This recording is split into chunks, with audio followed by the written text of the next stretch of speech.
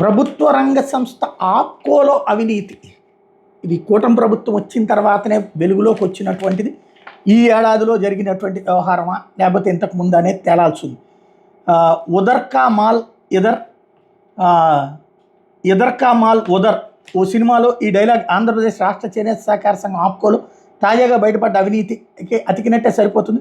కొత్త పుంతలు తొక్కిన ఈ అవినీతిని చూస్తే అవురా అనిపించక మాందు.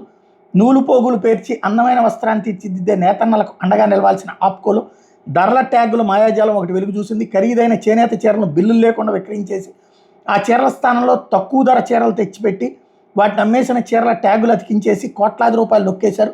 వైసీపీ హయాంలో మొదలైన ఈ అవినీతి భాగోతం ఇప్పటికీ కొనసాగుతోంది. రాష్ట్రంలోని ఆప్కో షోరూములు డిపోల్లో మొత్తం 100 కోట్ల విలువైన చీరలు ఉన్నట్టు రికార్డులో చూపిస్తుంటే వాటి అసలు ధర 30 కోట్లకు మించి ఉండదని చేనేత సహకార సంఘాలు ముఖ్యమంత్రికి రాసిన వరుస లేఖల్లో పేర్కొన్నాయి.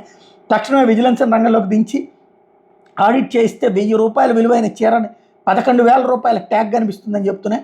ఆప్కోలో మూర్తి ఉపయోగించిన అవినీతిలా వెలిగే ఓ అధికారి కనుసన్నల్లోనే ఇదంతా జరుగుతుందని విమర్శలు వెలువెత్తున్నాయి. అంటే ఎవరో మూర్తి అనే అధికారి అయి ఉండాలి.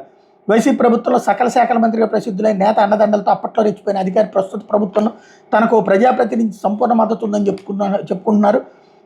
తనను అన్నా అని పిలిచే ఓ మంత్రి పేరు చెప్తూ అన్ని మినిస్టరే చూసుకుంటారని చెప్పారు. నాకేమీ కాదు అంటూ ధీమా వ్యక్తం చేస్తున్నారని వార్త రాసుకొచ్చింది.